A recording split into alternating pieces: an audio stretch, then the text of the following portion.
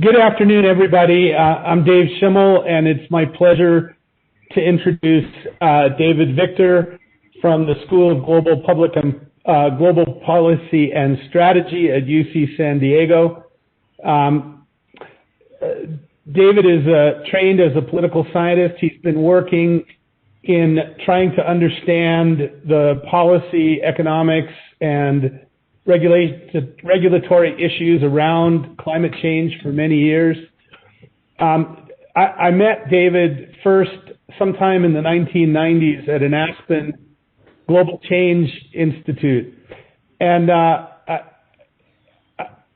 don't know if this is true for everybody on the call, but I don't remember very many talks that I heard 25 years ago. But I could recite the punchline of David's talk even today. He spoke about his dissertation research on what made for effective treaty instruments and the role of verification, a talk that really has influenced my thinking about the societal side of climate change ever since. We also shared a wonderful afternoon or two knee deep in the Frying Pan River in the Aspen Valley, a place I've gone back to many times since then. I won't take any more of David's time. His title is "Why is it so hard to stop global warming?" A question that I think has been debated on the JPL Mall more times than I can remember. David, over to you. Well, thank you very much, Dave, and thank you to JPL for the invitation. It's really terrific to be with you and have a chance to talk about these issues. They don't sit neatly in disciplinary boxes. And so I'm trained as a political scientist. My degree is from MIT. And I think one of the things that I got from MIT was a good dose of some neglect. And they said, work on problems and wander around. And so I wandered around, and I spent much of my time with people like Ron Prin and Jake Jacoby and folks from other disciplines working on the climate problem in the early days. And so it's really a pleasure to have a chance to look back on that and talk about what it is that we've learned so far. So I'm going to share my screen here. There we go. And one thing. I just want to make sure that you can see the screen in full size. Is that right now? Yes. Okay, great. Thank you very much. So I want to talk today about four things. First, I want to talk a little bit about what we can learn from the pandemic. The pandemic is one of those big economic experiments that we don't want to repeat, but it was so expensive we might as well learn something from it. And we learned a lot about emissions from the pandemic. I'm going to talk about what has actually worked in terms of emission control strategies. I want to take a deep dive into the situation with oil and gas. The oil and gas industry, in terms of the value to society right now, is the most exposed to the regulation of climate emissions associated with climate change. And so how that industry responds is not the whole picture, but it's a bellwether for learning about how different kinds of industries are going to respond over time. And then I want to talk about what all this means for climate diplomacy. Later this year, there'll be a big meeting on climate change in Glasgow. I'd say there's a high probability it's going to happen. You never quite know what's happening with the pandemic. Already we're going to have, next week, in fact, at the G7 meetings, we're going to have a lot of attention to climate change. So this is a big year of diplomacy, and I'll talk a little bit about what to expect in this year. So first, what can we learn from the pandemic?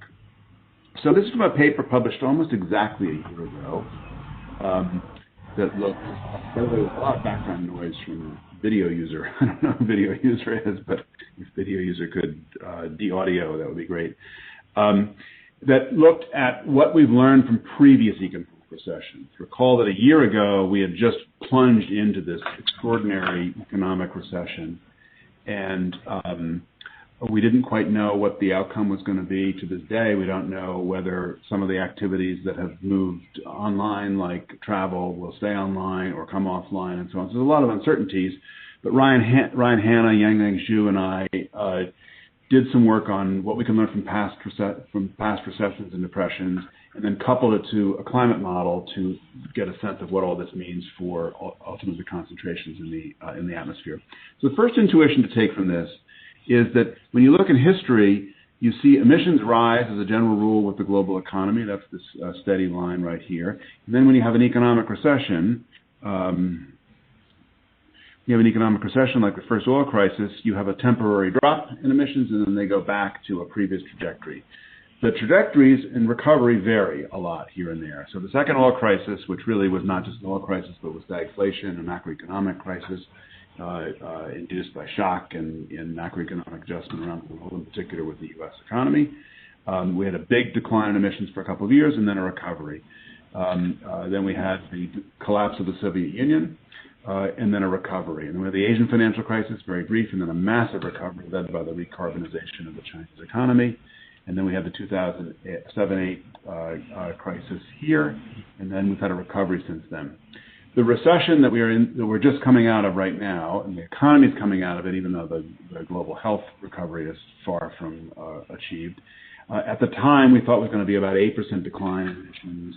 Recovery happened a bit faster, and so it's really closer to a 7% decline in emissions, it looks like, from last year. And then we have a lot of uncertainties about the kind of recovery that we're seeing coming out of the pandemic. If you have a green recovery, something that's along the lines of the greenest recoveries that we've seen in history, then you have this lower line here. If you have a dirty recovery, like after the Asian financial crisis and decarbonization of the global economy, you have something up here. And as all of you know better than I, it's the area under the curve that matters for climate change. It's not any individual years emissions. Why do you care about this? You care about this because the kind of spending going on is going to have an impact on the shape of the recovery line. And it's the shape of the recovery line that, to first order, is going to be crucially important for understanding the impact out to the year 2050 on global concentrations. Today, from today's vantage point, not from this study done a year ago, we are now rebounding kind of in the middle. And frankly, the economic activities that were crushed in the early days of the pandemic are coming back very, very quickly. Jet fuel consumption, for example, is basically almost at pre-pandemic levels. By some measures, exceeds pre-pandemic levels. Same for diesel fuel. Gasoline is coming back very quickly. Coal, enormously, on and on and on. And so the picture overall, based on the pandemic, is not an encouraging picture for global emissions. And we, as everyone knows, we're at 1.2 degrees of warming, and we have been accelerating. And there's nothing in the post-pandemic recovery to suggest that, in fact, the curves have departed from plausible baselines.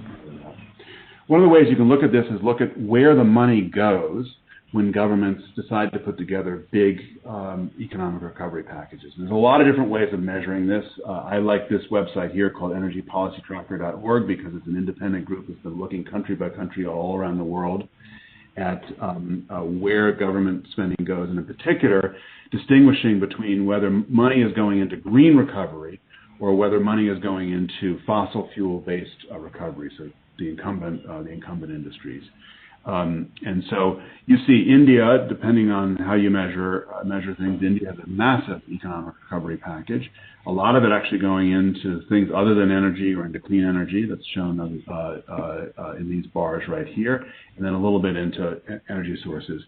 The United States recovery package, until the Biden administration came in, was dominated by, in effect, helping incumbent industries just recover. Think about paycheck protection and so on. And so we don't tend to think of those as fossil fuel policies, but in fact they are policies that aim to build back the same as opposed to build back better. So there's a huge amount of talk these days about build back better. But when you look at the data, outside of the Indian recovery package, outside of the Canadian recovery package, and outside of the recovery packages in Europe, most recovery packages around the world have in effect been just trying to reflate and rebuild the economy, and with that has come significant expenditure on incumbent industries, including fossil fuel industries. You see there's been an uptick in approvals for new coal plants in a variety of countries, including in China.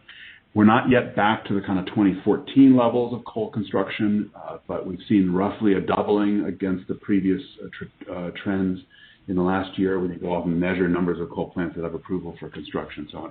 And so the global economy is recovering very, very quickly, and I expect emissions are going to do the same. This raises for us some very interesting questions about when will curves such as the famous Keeling curve, if we started getting serious about the climate change problem, given all the noise in the global carbon cycle, and when would the Keeling curve tell us that we've actually reduced emissions? The Keeling curve last year does not know that we were in a global pandemic and we saw an unprecedented decline in emissions.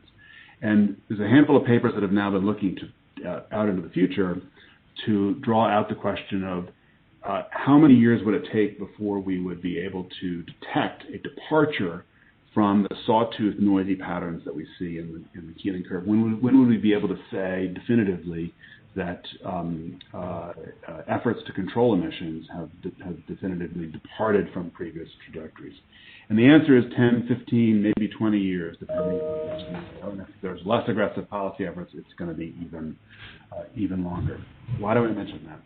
Because this is fundamental to understanding the politics of the climate change problem. It's a stock problem. It's caused by principally the buildup of carbon dioxide in the atmosphere-ocean system, and that stock is very slow to change. And so those geophysical properties tell you something about the politics. And the politics are that the benefits, whenever you're dealing with a big stock problem like this, the benefits arise as the stock departs from previous trajectories. And in the case of a global stock problem like climate change, the benefits are in the future. They're mainly in other countries around the world, and the costs are concentrated in industries who know who they are and are harmed today. So the structure of a problem like this is almost bound to fail. And failure is overdetermined. And a huge part of the last 30 years of diplomacy have either been a record of failure to recognize that political reality. I would say the Kyoto Protocol, among other efforts, is in that category. And what's new and encouraging, frankly, about the Paris Agreement, which I'll talk about at the end of my remarks, what's encouraging about it is that the Paris Agreement reflects an effort to redo the geometry and redo the politics of climate change to create more upfront benefits, to create smaller groups of countries and firms that will band together and do things and change facts on the ground, and by doing that, alter the politics, and to move us away from the nasty politics, which in some sense are revealed by the Keeling curve, high upfront costs with benefits that are only far in the future, mainly in other parts of the world. We do need some realism around what is achievable. There's been a handful of studies, more than a handful, a very large handful of studies done around the question of what are the kinds of goals that are achievable. And I want to just show you results from one of those studies, which is typical of the genre, but is particularly striking. This is a study Robbie Andrew at the University of Oslo puts together on a periodic basis, connected to the Global Carbon Project, which is a fantastic institution, the Global Carbon Project, that shows historical emissions over time, the solid black line, and then shows the rate of emission reductions you would need to have a better than even chance of stopping warming at 1.5 degrees. As everybody knows, there's no lockstep relationship between the emissions that go into the atmosphere and the temperature, the globally average temperature. It's one of the reasons why globally average temperature is actually a very bad way to measure policy goals, because it's disconnected from the things that policymakers actually have some control over, but let's set that aside. And had we started back in the year 2000 with significant departures in emissions, significant reductions in emissions, had we started back then, we would have needed to reduce global emissions on the order of 4% per year to have an overall buildup of carbon dioxide in the atmosphere consistent with better than even chance of stopping warming at 1.5 degrees.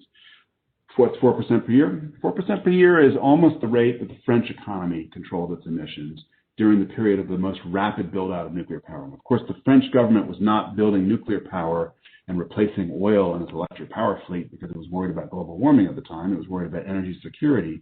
But that gives you a sense of what a large economy with a highly motivated and highly capable government is willing and able to do in terms of emission reductions, which is 4% per year. But this, of course, would imply 4% per year for all countries on the entire planet, sustained over multiple decades. A little hard to see that happens. That's why Charlie Kennel and I wrote a paper in Nature about a year or so before the Paris conference saying we should stop talking about 2 degrees as a target because 2 degrees is not feasible. In anything I've written in my entire lifetime, I've never received more hate mail than I received for writing that article, because people don't want to believe it. But all of you know instinctively, as you know the geophysics and the chemistry of the problem, know how difficult it is to turn the atmosphere-ocean system on a dime. We didn't start in the year 2000, but we waited and waited and waited and waited and waited. And so here we are now. We've just had this big drop in emissions associated with the pandemic, and now we're back. And so the emission reductions now needed are 10% or more, or effectively astronomical, and it is impossible to stop warming at 1.5 degrees from today's vantage point. Pessimism is not the same thing as defeatism, and so I think recognizing that we are in for a lot of warming is crucially important, because among other things, it means that we need to start planning for impacts of climate change. We need to start helping investors, for example, understand which kinds of assets are exposed to the consequences of climate change, the physical consequences of climate change. I'd be happy to talk more in the Q&A period about that. We're doing a huge amount of work around what the financial markets know about these physical impacts, very heavily involved in the current Securities and Exchange Commission process that will change, hopefully, rules of disclosure that relate to this. But the overall picture is one of a lot of warming baked in, and the need to grapple with that as a matter of policy. So I want to talk about, for the rest of my talk, though, I want to talk about controlling emissions and what is at stake and how we would actually control emissions, and which kinds of policy instruments actually do effective work.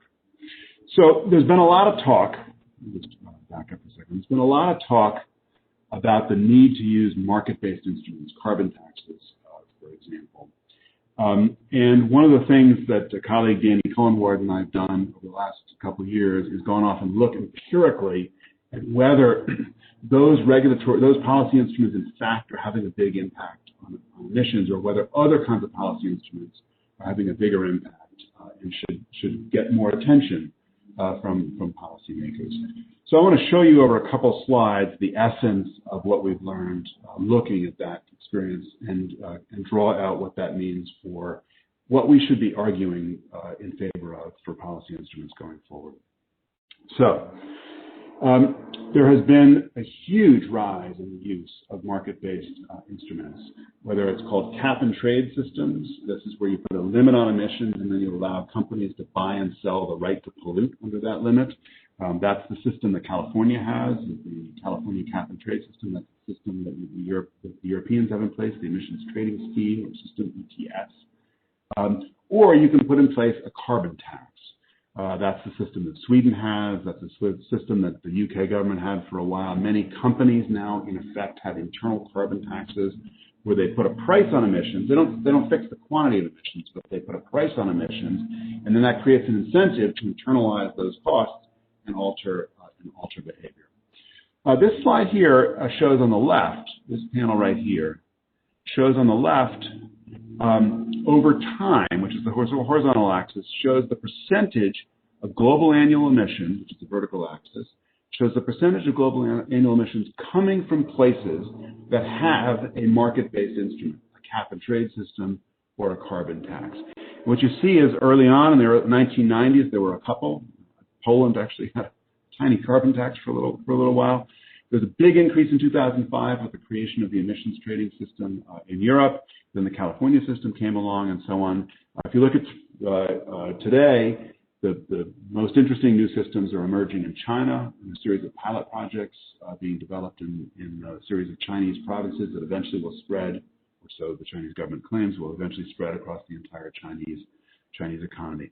Today, about 25% of global emissions come from places that have a carbon tax or a cap-and-trade system in place. And that correlation has led a lot of people to the conclusion that as the world gets more serious about doing something about climate change, which is seriousness has increased over time, that we have also relied more heavily on market-based instruments. And a lot of people are thrilled about that because they take that correlation as evidence that we are relying wherever possible on market forces to identify which technologies should be adopted, how to cut emissions, and so on. And there are a lot of benefits of using market-based systems. They're flexible in principle, they lower costs, and so on.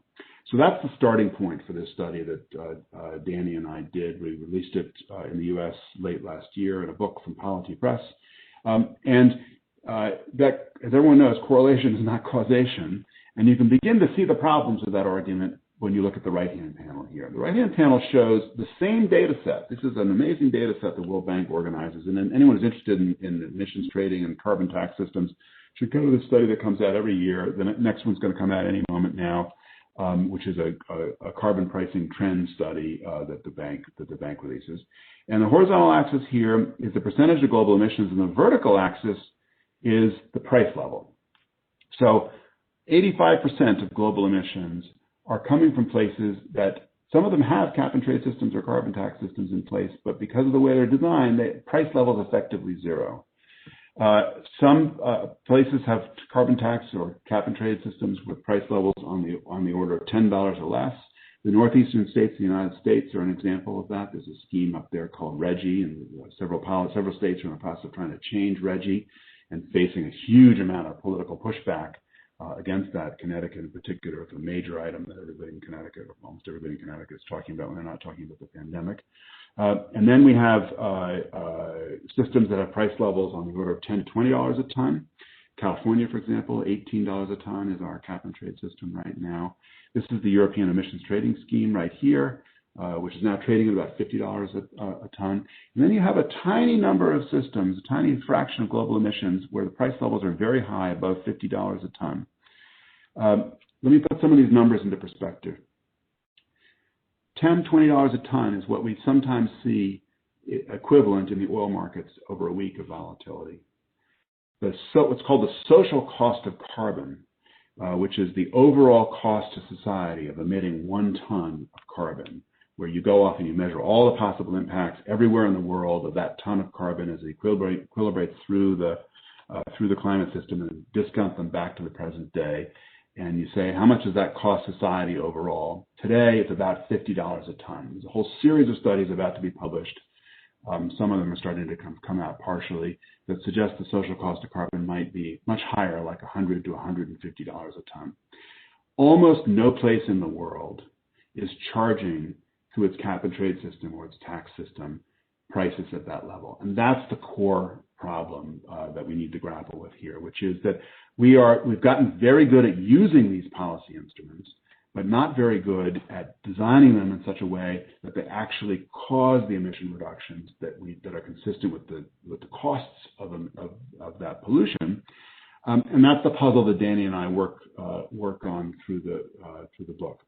The key point is not that governments aren't doing anything. And in fact, a lot of governments are doing a huge amount.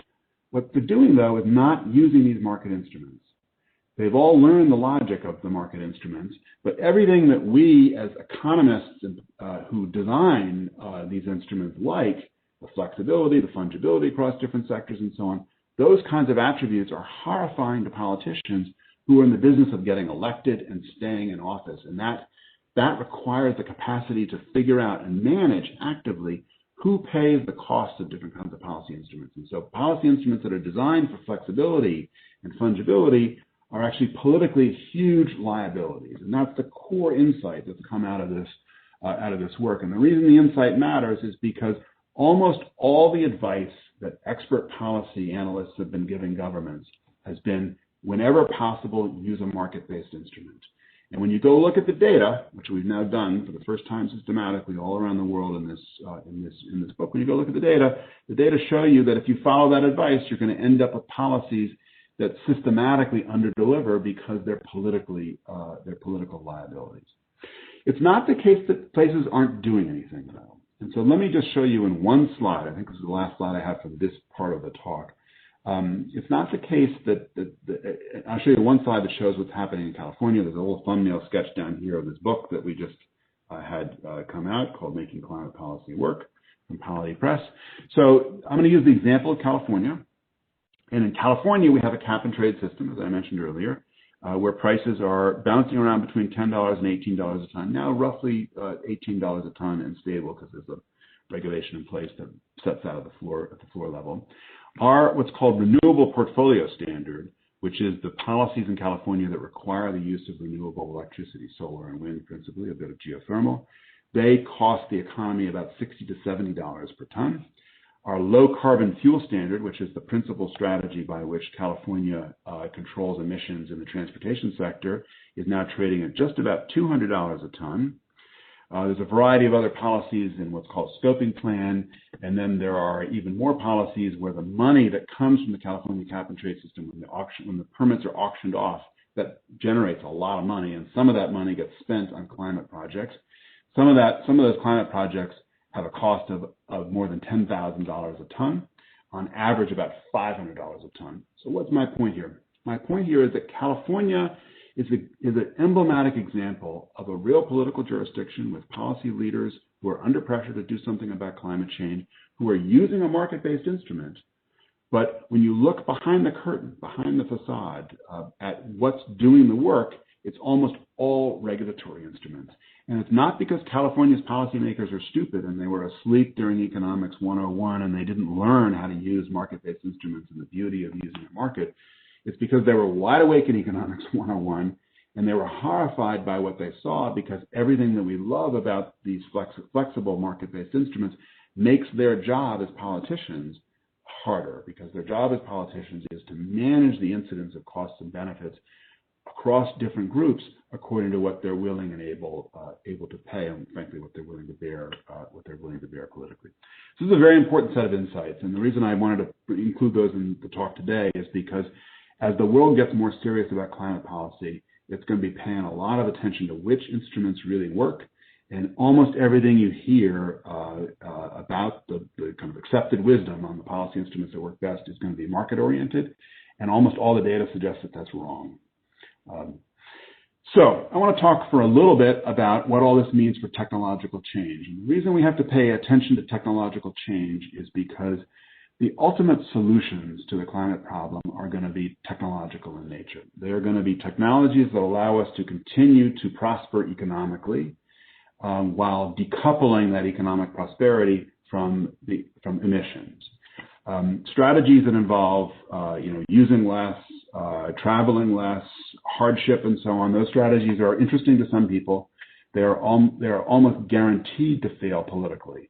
And so we need to, if we're going to put together and hold together a political coalition that's in favor of deep decarbonization, not 10, 20% cuts in emissions like we've seen in the United States since 2005, but deep cuts in emissions, 80%, 100% cuts in emissions, that's going to be expensive, and people are going to need to see those costs minimized, and they're going to need to see wherever possible that not harming near-term economic welfare. That means technology, technological change that allows activities to continue but decouples them from emissions. When we study the history of technology, which is an area where I do a lot of work, we see some common patterns. And so I want to draw out a couple of patterns that you should look for when people start talking about technological change, because these patterns, when you start looking for them, you're going to see them everywhere, and they're going to tell you a lot about how quickly the technologies can change. So let me talk about one episode in history to just illustrate the patterns that we tend to see. This is the replacement of horses by automobiles on American roads. A terrific paper by Nebojsa Makachenovich in the 1980s on this question.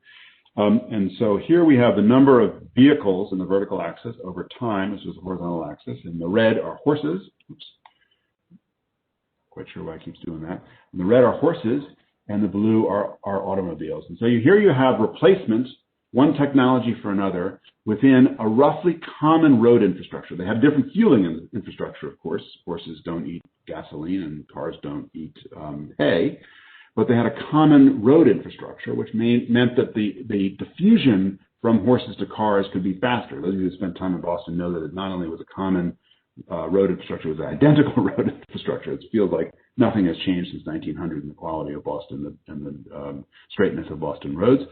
And so the horses get outcompeted by cars, which are offering mobility at ultimately lower cost, initially higher cost, lower cost, and greater performance, greater speed, flexibility, and so on, standard measures of performance.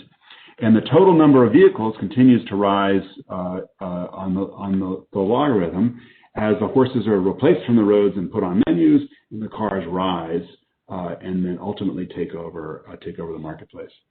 So we see this a lot where the total growth in the service remains constant and where a single technology is replaced. And then you can look at the time horizons over here and get an intuition about how quickly, using a common infrastructure, how quickly one technology can replace another, which is on the order of 20 or 30 years for going from 10% to 90% completion.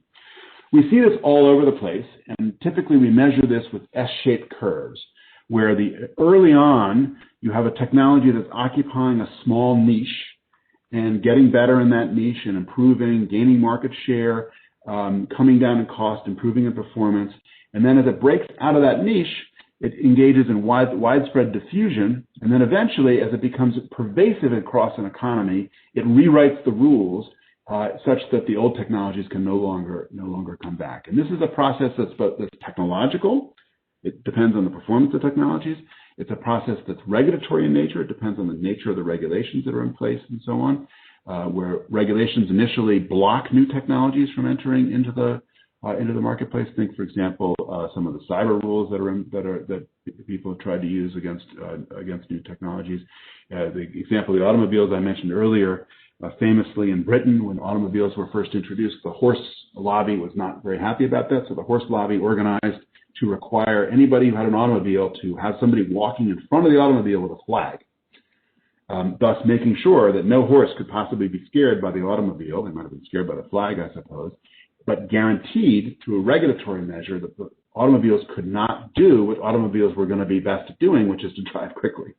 And so those are lockout, early stage regulations that then over time, as the automobiles gain power politically, they then rewrite the politics. And so you've got, whenever you see these big technological changes, you see it as a combination of technology performance change, administrative and regulatory change, and political change. That's the key to understanding what's about to happen in climate change, is that as the new technologies take over market share and they start to diffuse into service, they're also going to get more powerful politically, and they're going to rewrite the rules of the road, if you like, and thus change the politics and make the politics easier. So from today's vantage point, a lot of the politics of climate change looks hard precisely because the technology, performance of the technologies that one needs isn't great enough yet, and the political power of those new industries is not great enough. Yet. So that's the intuition behind people who are starting to talk about climate change as a technological problem, and one where we have to think about how are our technologies doing in the key sectors that cause emissions in the economy. This study here, which I'm showing on this chart, which is a big study that we released at COP25 in Madrid just before the pandemic became widespread, and has informed a lot of the thinking in the UK government as they host the next climate change conference. This study went off and looked at all 10 of the major emitting sectors in the global economy today and asked the question of where are the technologies along this S-shaped curve? Are they early stage, niches? Think, for example, cement. We know 5 or 6 different ways of making cement or cement replacements that don't have very many emissions, but none of them are ready for prime time. They're somewhere between lab and early stage demo projects. There have been 30 or 40 startups with green cement. Most of them have been stop-ups. They start, they die financially, and then they don't go anywhere. 1 or 2 of them will succeed. Nobody knows which ones they'll be. So cement is an example of an early stage, or steel, or aviation, where we're talking about advanced sustainable fuels or hydrogen-powered aircraft, a topic I've done a lot of work on. The sector that's furthest along is the electric power sector, and that's thanks mainly to wind and solar, a little bit to batteries and integration for grids and so on. This is encouraging news because almost every energy model that looks at how are we going to make deep decarbonization a reality comes to the conclusion that you should electrify as much as possible and then decarbonize the electric power sector. And so we've had some significant advances in electrifying as much as possible, light-duty vehicles, for example, light-duty trucks to some degree, some services in homes and buildings. And then we've made a lot of progress in some parts of the world in decarbonizing the electric power sector. A lot of progress, though, means we're at kind of 20% along the curve as opposed to 100% along the curve. Almost no place in the world right now has been able to demonstrate a fully decarbonized electric power system for reasons of concerns of climate change. There are a few places, think for example, the Brazilian power market where hydroelectricity dominates, where they happen fortuitously to be low carbon. You look at the picture globally, we're maybe 20 or 30% along the way. Why do you care about this? You care about this because this tells you that if you want to make really serious progress on the climate change problem, we can't think about this as a global general problem. We have to think about it sector by sector, and we have to build a coalition that changes the facts on the ground and thus over time changes the politics on the ground around each of these sectors. We're doing pretty well in the case of power and light duty vehicles, not so well in most of the other sectors of the economy. You're going to see a lot of attention to this way of thinking in the course of the next year. Just in the last few days, we saw a new set of announcements around an organization called Mission Innovation, which is designed to put a lot more money into early stage research and development, and it's being organized in exactly this way. Stop thinking about this as a global problem, which is true of the geophysics of climate. We've got to think about it as a sector by sector technological revolution problem. We've got to create different kinds of revolutions in each sector. Ryan Hanna and I have an article in today's Nature Energy. It was released a few hours ago that has a little more detail on this way of thinking and some empirical information about where we are exactly, sector by sector. I want to talk briefly about what all this means for the industry that is going to be most affected, which is the oil and gas industry, not because everything is oil and gas. If we were in Houston, everything would be oil and gas. We're not in Houston. But because it's a window into what to expect and how to develop a spidey sense for what's serious and what's not serious when it comes to climate change policy and strategy. So the first thing that's interesting about oil and gas is that the business financially is dominated by oil production. And if you really take the climate change problem seriously, the conventional oil industry gets crushed.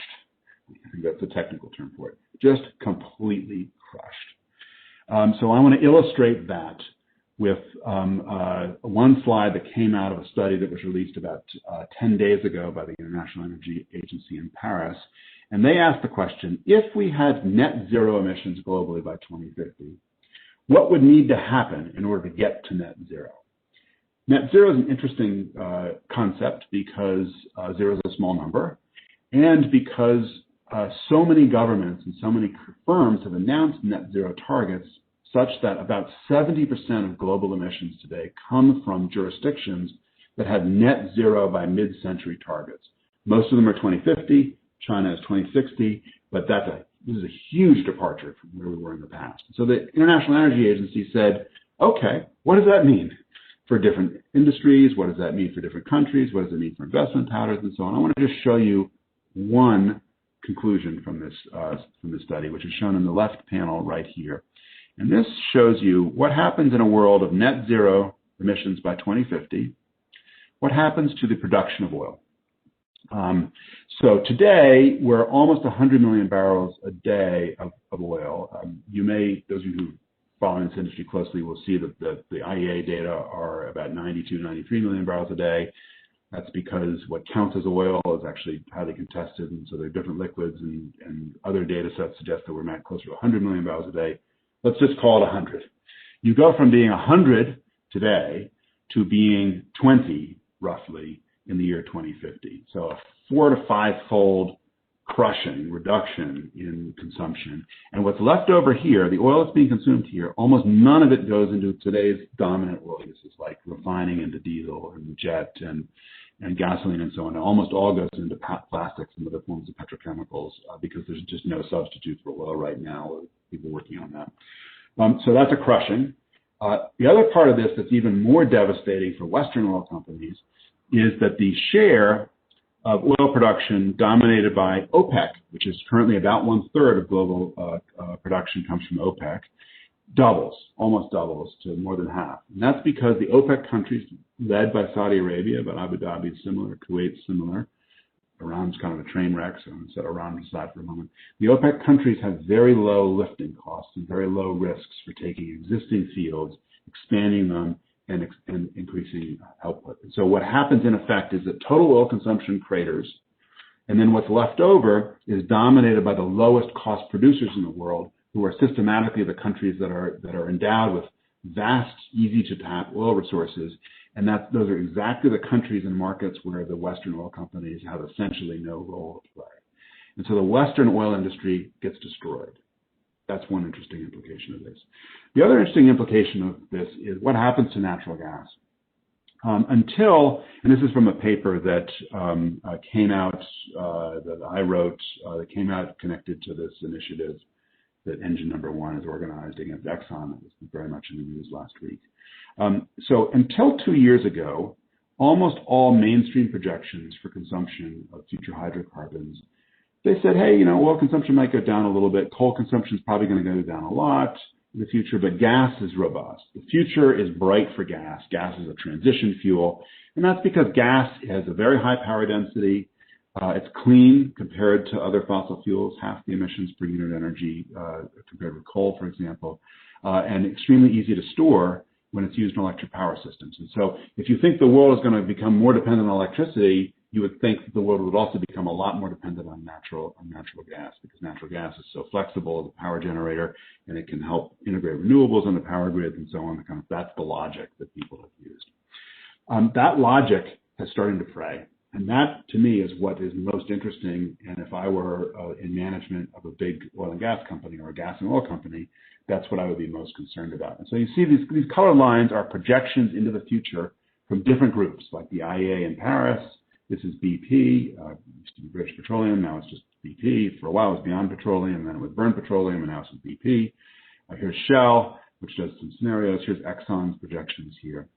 And I'll just focus on the IEA projections. And so here are the projections done 5 or 6 years ago, where even their lowest projections still saw an increase in natural gas consumption over time. And if you look at the IEA projections that start from today, you start to see projections that have a reduction in natural gas consumption. And net zero by 2050 see an even greater reduction in natural gas consumption over time. This is the key strategic challenge. And if I had to identify one issue that is the single most important unknown about the future of the energy system, is what are we going to do about natural gas? Will we use more of it, or at least the same amounts, because we're going to be moving to a lot of electricity and need it to help integrate renewables? Or are we going to be, in fact, cratering natural gas, not quite as quickly as oil, not quite as quickly as coal, but cratering natural gas? Nobody really knows at this stage. It's an interesting exercise to ask yourself which companies are getting ready for this change in the future. And so this chart here shows you one way to think through that question, which is to show on the vertical axis here the targets that companies that have set for themselves. So some companies have gone off and set targets that cover all the emissions of their own operations, called Scope 1, all the emissions associated with energy services they buy. For example, you buy electricity or other forms of energy services when you're doing a frac job in a horizontal drill and fracturing operation.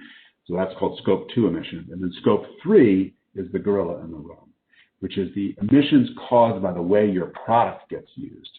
And in oil, for example, typically 85 to 90% of the total emissions associated with burning oil are Scope 3 emissions. So companies can do all they want to make oil production as green as possible, but 85 or 90% of the total emissions are still going to come from the fact that the oil is burned.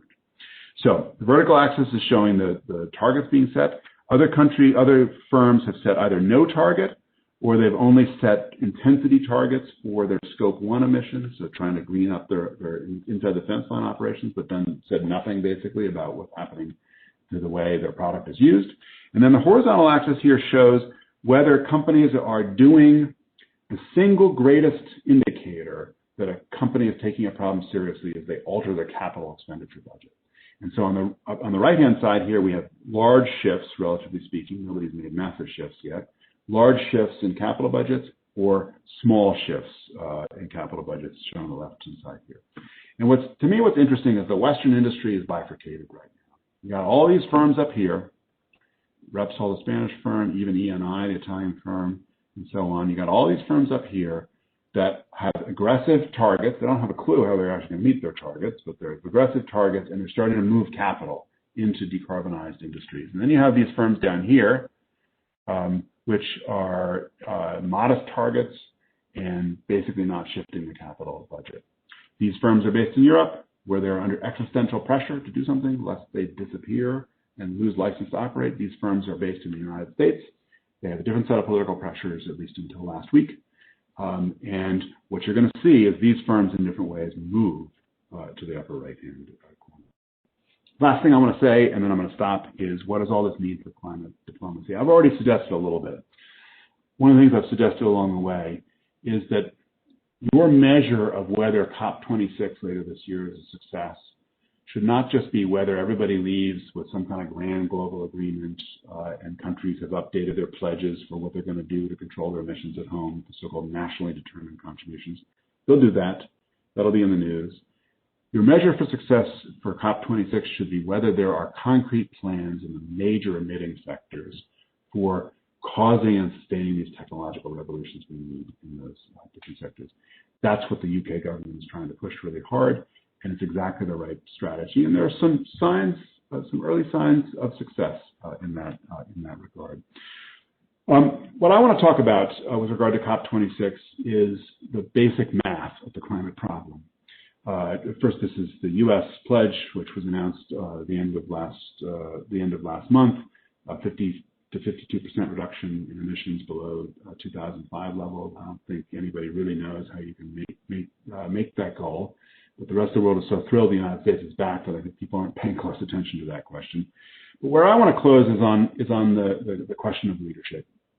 So a lot of places in the world are claiming they're leaders on climate change. Here in California, we claim we're a leader on climate change. And so what I did in this chart here is went back to the year 1990 when diplomacy on climate change began. So we're now past the 30-year mark, and asked myself, where do the emissions come from? And normally when you see a pie chart with emissions, you have the names of countries associated with different slices of the pie. So I want to do something different for you, which is I want to show you not the names of countries, but I want to show you the interests. And so here we have the emissions that come from countries or portions of countries that would turn out to be reliable leaders on climate change policy. Think Europe, think the coast of the United States, think most of the coast of Canada, think Costa Rica, think New Zealand, think Japan, and so on. That's the picture for the reliable leaders. The blockers at the time were maybe a fifth of global emissions. Think Russia, think Saudi Arabia, think Kuwait, and so on. Had we gotten serious about the climate change problem in 1990, a third is not everything, but a third would have been a big down payment. We really didn't do very much. In the middle here, we have the picture in the year 2005.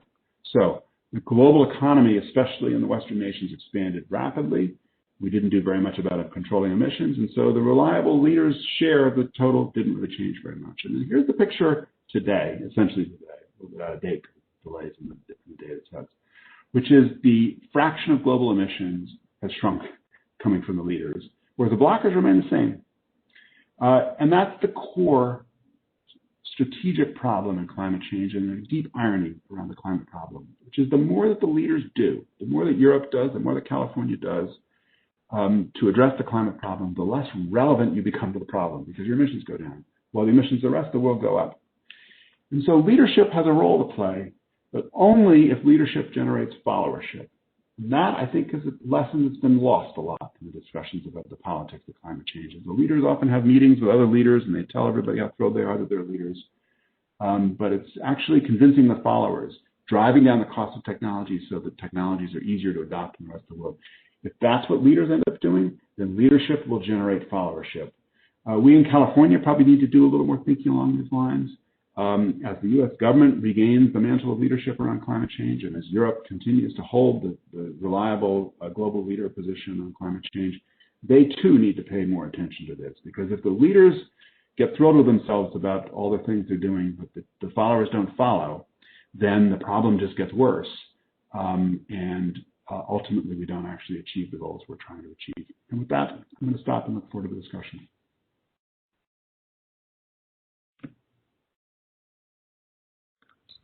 Well, thanks so much. That was very interesting, very, as I said, departure from our normal kind of talk we have in these, and it was really fascinating in many ways. Let's see, we have a question in the chat. We have a couple other questions, I'm sure, and if Lee, if you want to unmute yourself, you're welcome to ask it, or I can read it. Okay. Can you hear me? Yes, we can hear you. Yeah. Thank you very much for this very informative talk. I learned a great deal. You did not mention negative emission technologies and investment. So I don't know how much you have researched or considered, the trade-off of investment on negative emission versus decarbonizing society. What's the good mix, and given the tremendous resistance to the latter? Yeah. So I think it's an astute question.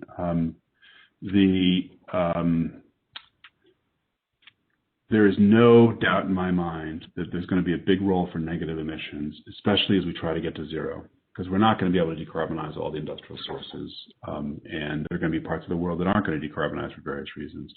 So that's going to mean we're going to need to find ways to suck carbon dioxide out of the atmosphere.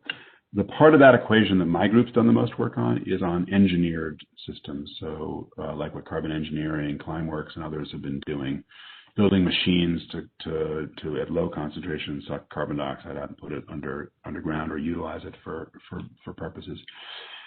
My guess is in the next few decades that the role there in terms of the total absorption is going to be relatively small. We had published a paper, I think it was in Nature Communications in January, and I'm the senior author on it. I don't remember who the first author is on it, either Ryan Han or Ahmed Abdullah, where we asked the question, suppose we had a crash program to spend warlike money on negative emissions technologies.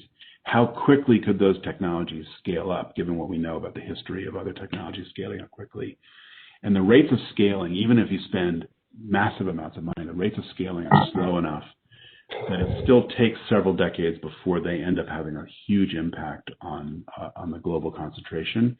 And over the next 3 to 4 decades, the dominant factor explaining the variations in global concentrations is going to be how much we as a society control our emissions, as opposed to how much we suck out of the atmosphere. Okay, thank you for that. Interesting. We have a couple of hands raised. We have a couple of chats questions. So I think I'm going to go and let Peter Eisenhardt, do you want to unmute yourself and ask your question? Hi, yeah, thanks. It was a very interesting, pretty discouraging talk, I have to say. I'm curious to know if you have looked at the carbon tax with a dividend approach, if you think that has any prospects for success. You may know that there's legislation now in Congress to have a rising carbon tax with all the proceeds turned to American households. Yeah, so it's an interesting question. It's a very interesting opportunity. And let me just say, one of my mentors at Stanford, where I was before I here at UCSD, George Shultz, was until he died, very heavily involved in that. And I have an enormous amount of respect for George and his efforts to occupy the center in American politics, which is a endangered place right now. I think the prospects for a tax and dividend right now are extremely dim. Partly because the politics of getting the tax part in place, even though you promise to give all the money back, the politics are what I said earlier. It's the transparency and the flexibility of the tax that we love as analysts that is just politically very toxic. Because you'd have to put a tax in place that would double the price of oil, roughly, or oil products, in order to have a significant impact on behavior.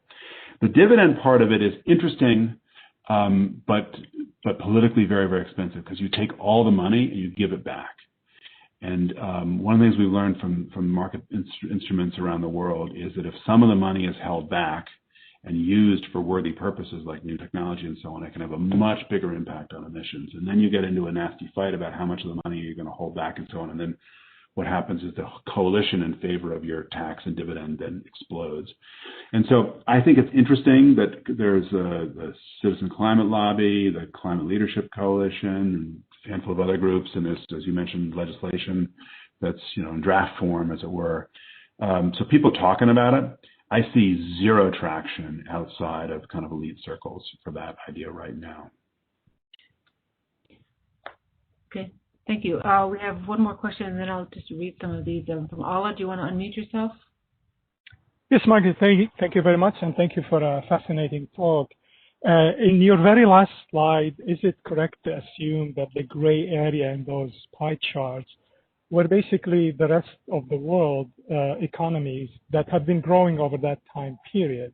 They are neither leaders nor blockers. So they're mostly outside of Europe and North America. Now, taking you to another very interesting slide that you've shown earlier, the S-shaped diffusion of technology. Would that evolution of technology diffusion, is it safe to assume that that sort of evolution would also apply to such economies and such countries? I hope this makes sense. Yeah, not only does it make sense, it is several elements of the strategy that's going to make us actually decarbonize. So Peter said this is a very pessimistic talk. I think yes, in the sense that I think it's realistic about the kinds of aggressive goals that politicians have announced that won't be achievable. But the talk reflects a new way of thinking about the politics in this problem, which are to identify these sectors, to identify the sectors, the technologies, the firms, the governments that are on the left side of the S-shaped curve and build a coalition where they benefit from investing in new technologies, bringing down the costs, gaining market share, and then becoming politically more powerful as a result of that. And to me, to Ala's point here, to me what's so interesting is that the members of our coalition aren't just going to be the Western governments and Western firms. So take the Chinese, for example. On electrification of mobility, China is a world leader. I think buses, light-duty trucks at least, light-duty vehicles certainly. Batteries, you've got Korea and China both way out in front right now. Deployment of solar and wind, especially solar, and integration of solar on the grids, you've got a tremendous success story in India. And so the strategy won't be to try and get all governments to agree on some kind of global package, because that'll never happen, but it'll be to identify a limited number of countries and firms that really matter, and then put the coalition together that way. And the S-shaped curve logic, you see them everywhere in technological change, and it applies as much to the emerging economies as it does to the advanced mature economies in the West. So that's my source of encouragement. Thank you very much. Thank you. Okay, let's go on. If you want to ask a question that you have in the chat, put your hand up. Joseph Rydell.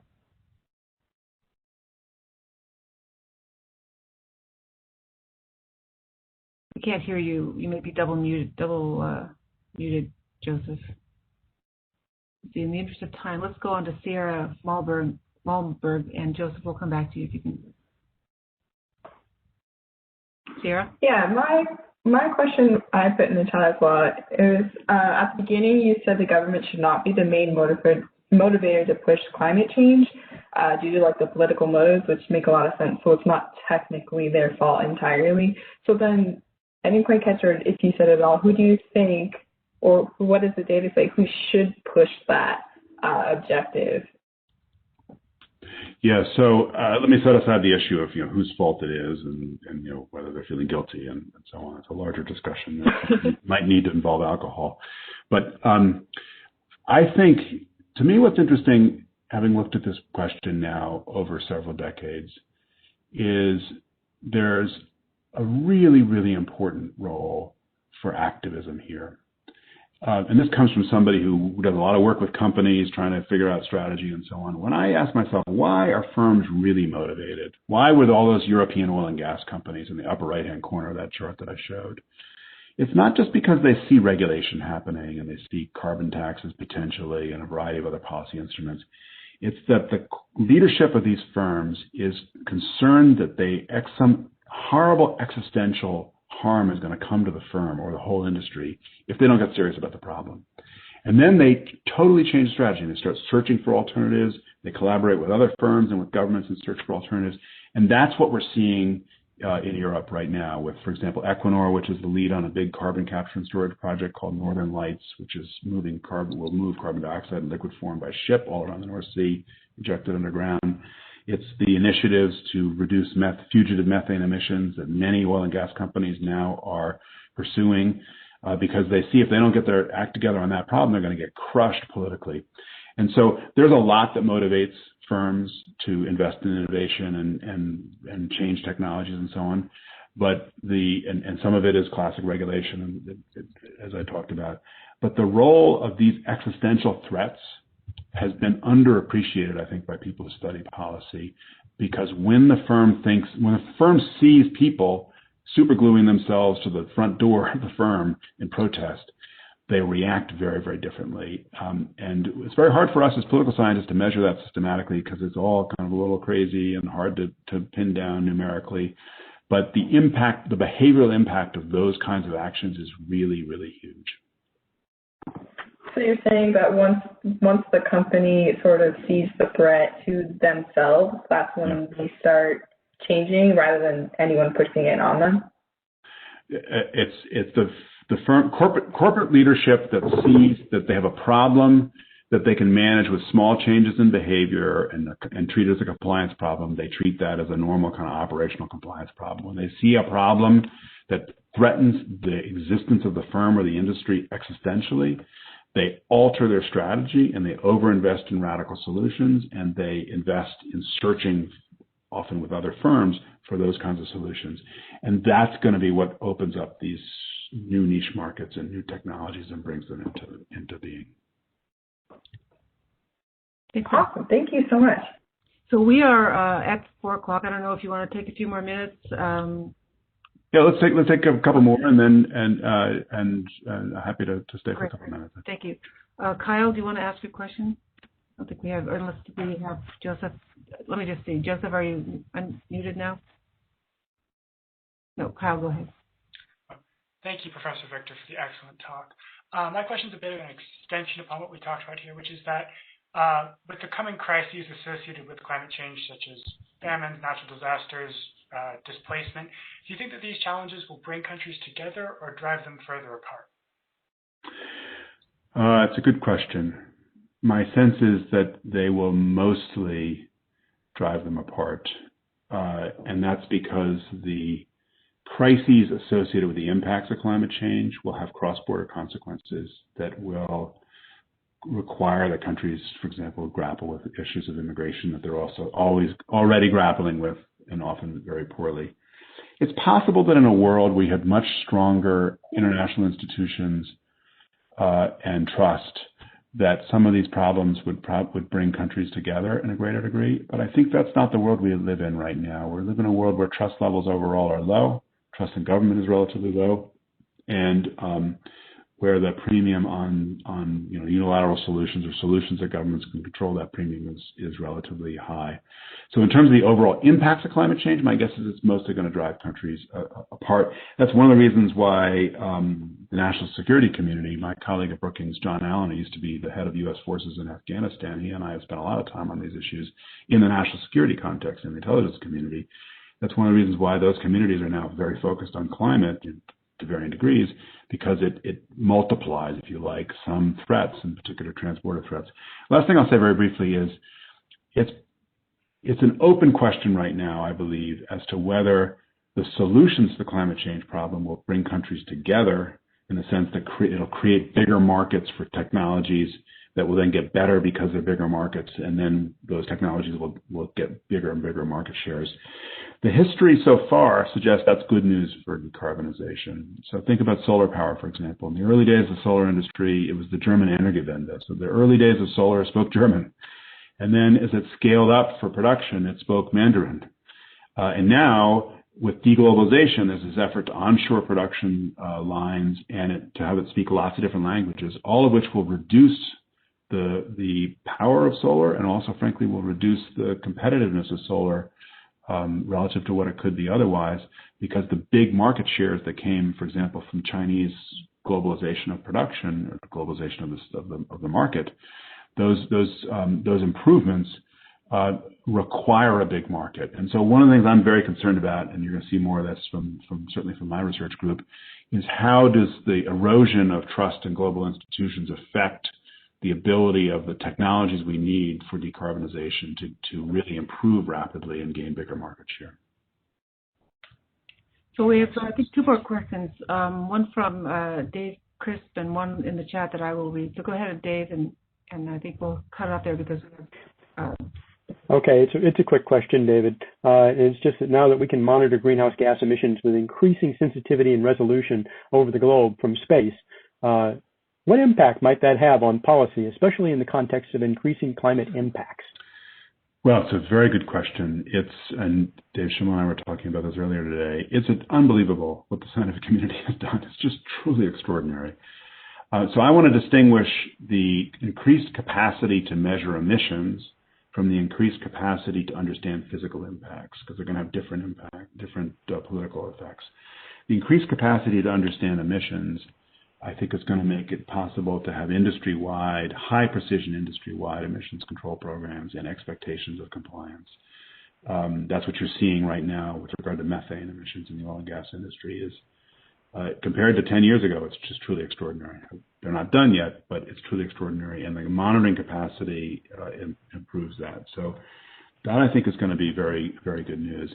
The part of this that I'm most interested in, though, is the increased capacity to understand at a very granular level, maybe down to the city block level, the potential impacts of climate change, on physical impacts of climate change.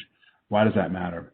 That matters because right now, most of the financial markets assume that it's essentially impossible to know what the physical impacts of climate change are for most asset classes, aside from a few specialized assets like a beachfront house sitting perched just above, high tide line and so on. There you see valuations that are eroding because of awareness about climate impacts, but those are relatively rare. Most of the financial markets are basically flying blind. That's the title of an article that a team of us put out last fall, which looked at this systematically across the entire U.S. financial industry. Now it's possible to attach potential impacts of climate change at what's called the CUSIP level, the individual tradable security. And we're starting to see some evidence of that, of the impact of all that on valuations. Okay, quick last question here about nuclear. We didn't have one of those, so I thought we should have this one. Where does nuclear energy come into the picture in all its forms, from conventional to advanced reactors, and how are some of today's big energy, e.g. oil, players projected to be involved in the future on nuclear, if at all? That's from Terry Kubar. Well, nuclear is a tricky topic. I'm very enthusiastic about the role of nuclear power for reducing carbon, and I care a lot about carbon, and so I'm optimistic about nuclear. The costs in the West are astronomical. And that's kind of where we are. I think the preservation of the existing fleet makes a huge amount of sense, and that's where most of the policy efforts are right now. Okay, I think we're close here. We are maintaining the chat information, so if there are a couple of questions in there that we can send to you, David, that would be great. Thank you again, and thanks for taking a bit more time. Thanks, everybody, for participating, and again, it was a fascinating talk. Excellent. Well, many thanks to you for the invitation. It was really terrific to spend some time with you. Sure. Thanks. And thanks, Dave Schimmel, for suggesting you and for hosting. All right. Have a great weekend, everybody. Yep, lots of clapping.